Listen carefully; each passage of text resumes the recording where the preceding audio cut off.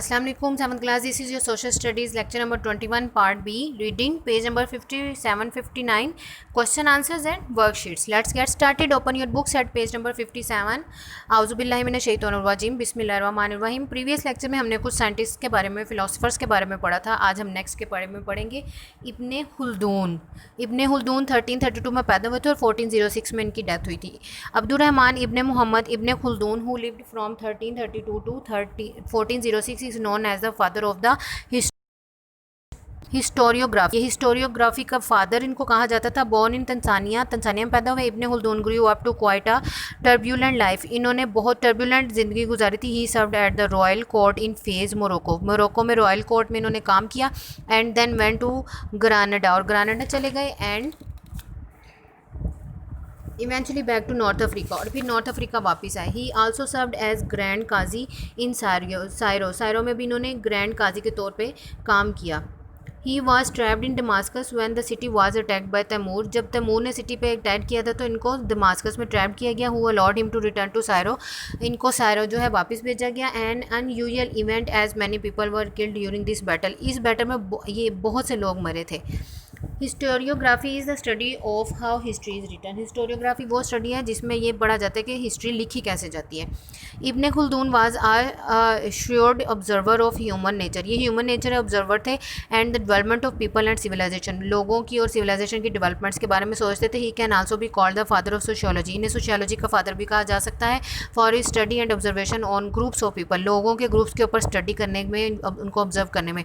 The Muqaddimah introduction to the Kitab al Ibar written by him, इनकी किताब का नाम है is an immortal masterpiece of history. ये मास्टर पीस का ऐसा हिस्सा है, हिस्ट्री का ऐसा मास्टर पीस है जो कभी ख़त्म नहीं हो सकता। And the rise and fall of civilisation, इनमें डिफरेंट सिविलाइजेशन का बढ़ना, उनका ख़त्म होना, ये सब बताया गया। Ibn Khaldun died in Egypt, ये इजिप्ट में फोत हुए। नेक्स्ट है अल हवार्ज़मी, ये इनकी डेथ हुई 1840 में। ये पैदाइश कब हुई ये नहीं पता चल सका। Muhammad ibn Musa al Khwarizmi was a famous mathematician who was born in हवार्ज़िम।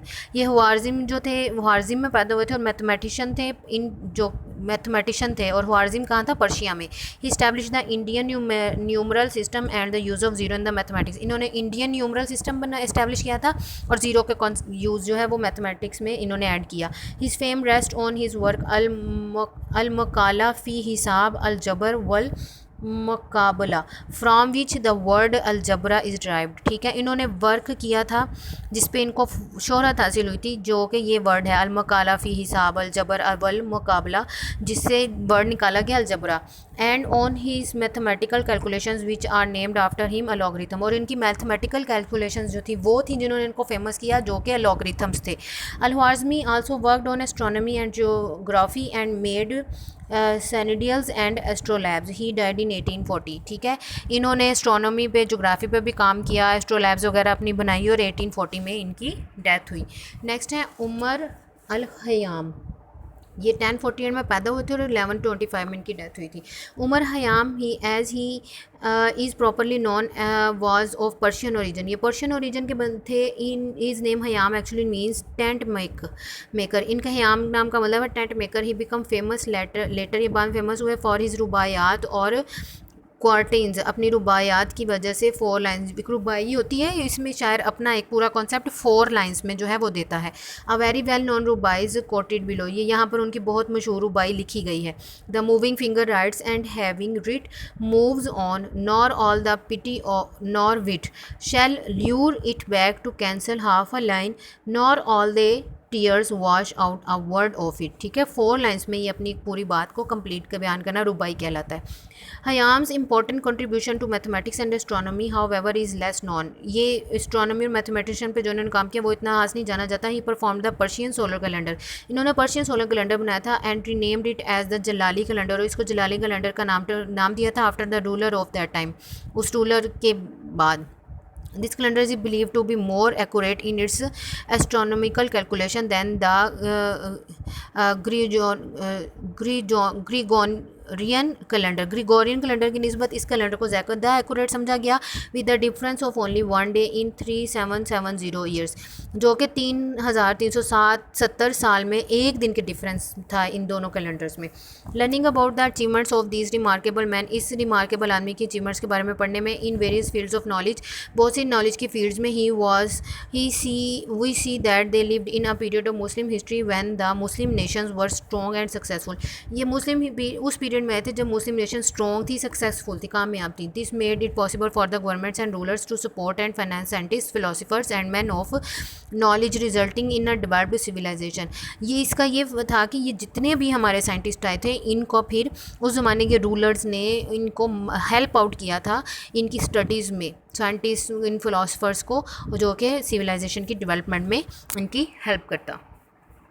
Question answers है what are the mechanics, metrology and philosophy, sorry यहाँ पे फिलोसफी कोमा आएगा, क्वेश्चन मार्क आएगा। Mechanics is the study and science of machines that deals with movement, force and motion, how they etcetera. Mechanics machine की जो science और study है वो है कि ये कैसे मूव करती हैं, क्या फोर्स चाहिए, क्या किस तरह मोशन है इनकी और किस तरह काम करती हैं। Metrology is the study of weather and climate, metrology weather और क्लाइमेट की स्टडी है। It helps in forecasting the weather, ये वेदर फोरकास्टिंग में मदद करता है। Philosophy is the study of the nature of knowledge, ये नॉलेज की नेचर के बारे में बताता है, रियलिटी हकीकत के बारे में एंड एग्जिस्टेंस और जिसका वजूद मौजूद हो। It is the study of truth और विजडम थ्रू आर्ग्यूमेंट, ये आर्ग्यूमेंट्स के ज़रिए बताना होता है कि जो सच्चाई है, जो मौजूद है, जो वकूफ़ पजीर हुई है, उसको फ़िलासफ़ी कहा जाता है। What is the difference between astrology and astronomy, astrology और एस्ट्रोनॉमी में क्या डिफरेंस है। Astrology is the study of movements of the planets, stars etcetera in the believe that these can influence people's character and future. Astrology stars और planets की movement की study है कि इस यकीन के साथ कि ये हमारे करैक्टर्स, हमारे फ्यूचर जो है उसके ऊपर इसका असर होता है। देखिए हम बता दें उसका स्टार ये है तो उसकी नेचर ऐसी है, आपके साथ ये होगा, ये चीज़ जो है ये एस्ट्रोलॉजी कहलाती है। Astronomy is the scientific study of stars and planets, astronomy stars and planets की साइंटिफिक स्टडी है and their movements by means of telescopes and many other scientific instruments, और फिर इनके मूवमेंट्स के बारे में पढ़ना टेलीस्कोप्स और साइंटिफिक इंस्ट्रूमेंट्स की हेल्प से। Write about the importance of al Khwarizmi's work, how did this help later scientists and scholars.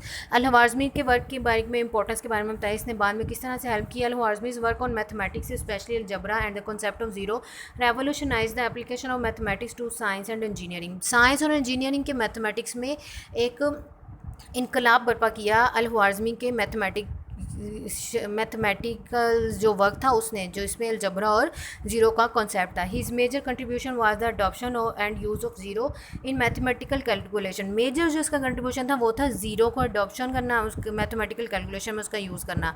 He also was the inventor of what we call algebra, ये इन्वेंटर है algebra का, and the complicated term use in higher mathematics called algorithm, और हमारे higher mathematics में जो logic term use की जाती है ना अलजबरा, वो इसने इन्वेंट किया था।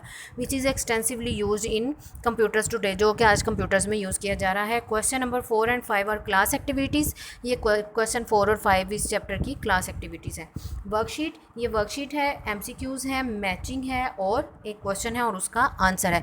Shortage of time, due to shortage of time मैं इसकी रीडिंग नहीं कर रही, आपने इसको रीड करना है और इसको इसी तरह से आपने अपनी नोटबुक पर होमवर्क करना है। अभी मैंने इन 2 पार्ट्स में आपको रीडिंग कंप्लीट पढ़ाई है, उसके बाद ये वर्कशीट यहाँ से देखना, नोट डाउन करना और इसको समझना आपके लिए डिफ़िकल्ट नहीं होगा।